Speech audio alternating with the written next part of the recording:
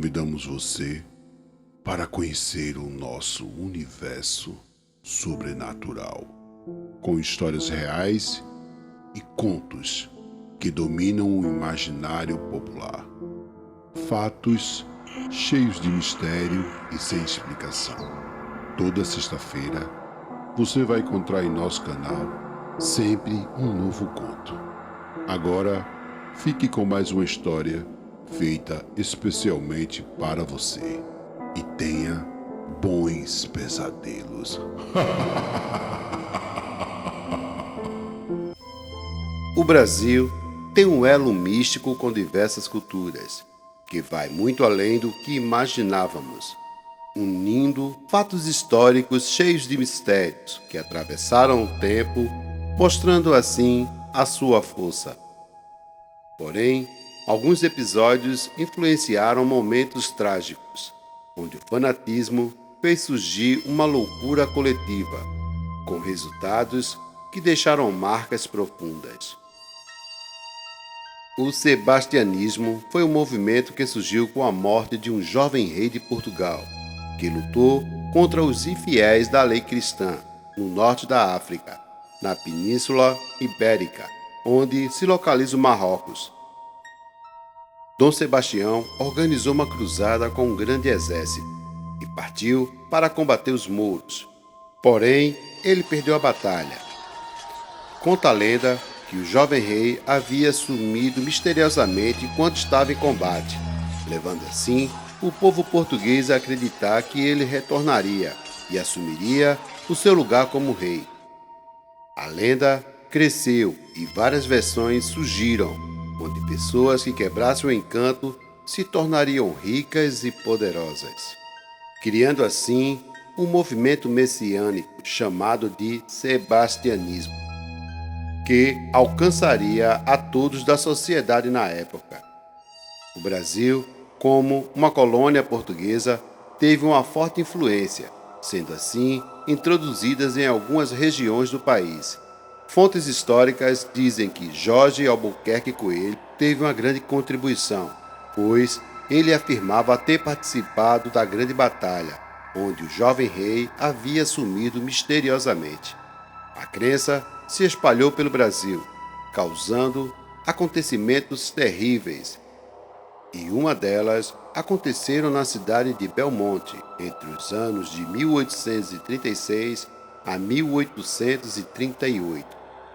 Conta a história que a região passava por uma epidemia que assolava o país, e o fazendeiro conhecido por José Pires Ribeiro fez uma promessa a São José, onde construiria uma capela, caso a região fosse poupada deste mal. Ao alcançar a graça, cumpriu com seu voto, construindo a pequena capela, e tempos depois se tornaria a comarca de Vila Bela, conhecida hoje como a cidade de São José de Belmonte.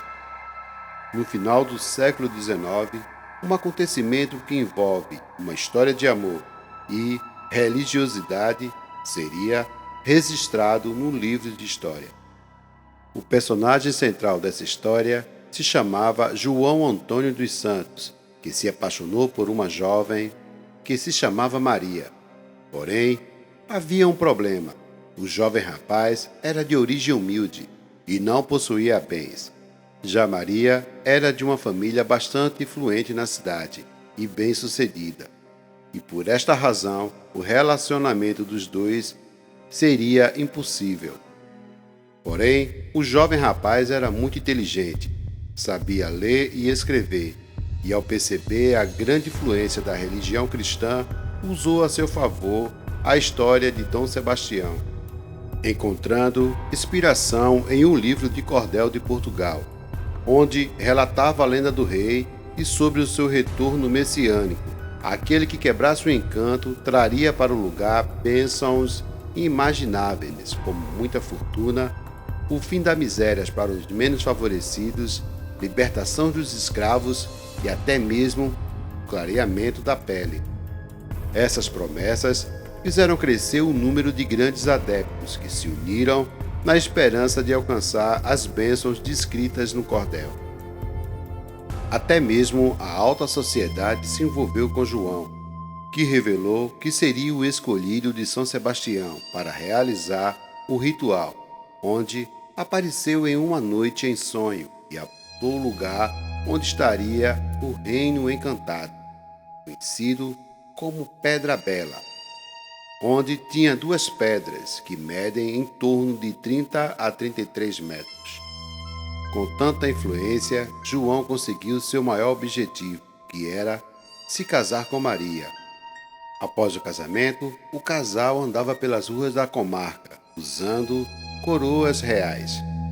Números de fiéis foram crescendo dia após dia. A Igreja Católica começou a sentir que algo de muito ruim poderia acontecer. Então, enviou o padre Francisco Correia, que conversa com João e o convence a deixar o local com sua esposa Maria. E assim o fez. E quando tudo parecia estar resolvido, o seu cunhado, conhecido como João Ferreira, surge como um novo sucessor, atraindo para si todos aqueles que acreditaram nas promessas de João Antônio. O novo líder alterou algumas normas, onde falava que um homem poderia ter mais de uma mulher. Porém, antes disso, lhe seria concedido uma tradição usada pelos nobres europeus feudais do passado, chamado como prima noctus, onde a primeira noite de núpcias seria dele. E no dia seguinte, ela retornaria para o seu marido. Ele também modificou a lenda, dizendo que São Sebastião estaria preso na pedra e que só retornaria com sacrifício de sangue, que seria derramado banhando sobre as duas pedras em forma de torre. A fama fez surgir ao redor da pedra um acampamento, porém as condições eram precárias e muitas pessoas passavam necessidade, e o alimento era pouco. Então os fiéis sacrificaram cães e animais que foram caçados na região. Porém, um certo dia, ele fez uma bebida alucinógena à base de maca de jurema e chamou de vinho santo. Era o dia 14 de maio de 1838. E todos que beberam o líquido tiveram alucinações. Nesse momento, João Ferreira falou que quem oferecesse um sacrifício puro de sangue voltaria jovem, rico e imortal.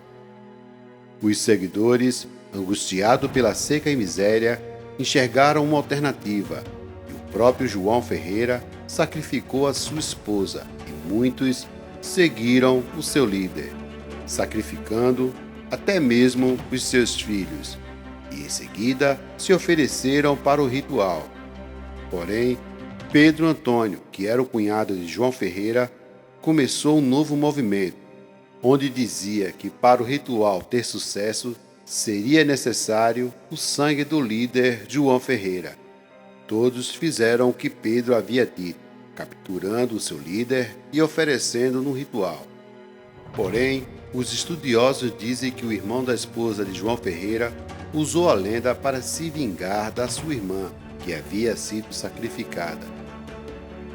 Todos esses acontecimentos ocorreram no prazo de 3 dias e um número de aproximadamente 40 pessoas foram vítimas dessa atrocidade, envolvendo inocentes como crianças. As autoridades locais têm o conhecimento dos fatos ocorridos e o Major Manuel Pereira da Silva interveio com sua tropa no dia 18 de maio para pôr fim ao movimento. Porém, quando a tropa chegou ao local, encontrou uma resistência e muitas vidas foram perdidas, tanto de um lado como do outro, aumentando assim ainda mais a tragédia no local. Há relatos que aproximadamente 89 pessoas envolvidas na batalha perderam a vida. João Antônio dos Santos foi preso em Minas Gerais e foi enviado para Pernambuco, porém foi atacado no percurso, onde veio a falecer. A sua esposa conseguiu fugir para Santa Catarina e lá, quando foi capturada, o presidente da província de Pernambuco, o Conde da Boa Vista, que se chamava Francisco do Rego Barros, deu um salvo-conduto para a viúva de João Antônio. 2 meses depois, o padre Francisco Correia se dirigiu ao local, recolheu tudo, inclusive os restos mortais que ali se encontravam. Em seguida, realizou a missa e logo após sepultou os corpos.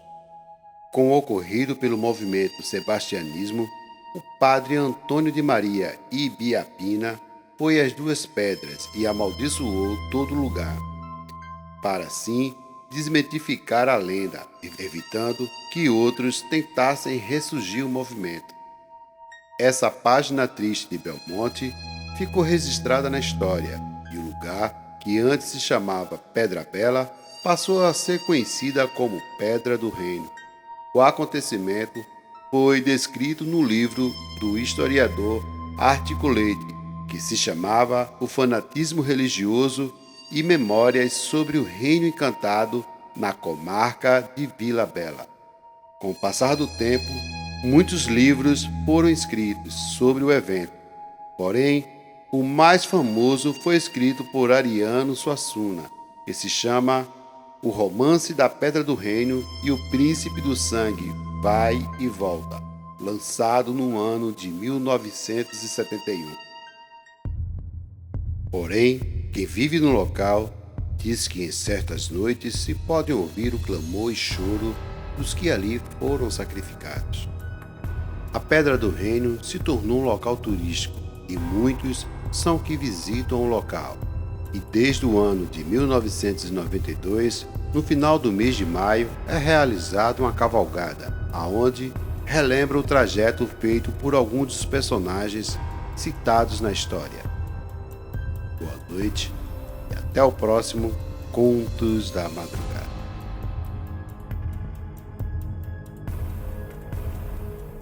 Se você gostou do nosso conteúdo, então curta, compartilhe e se inscreva no nosso canal. E muito obrigado. Até a próxima!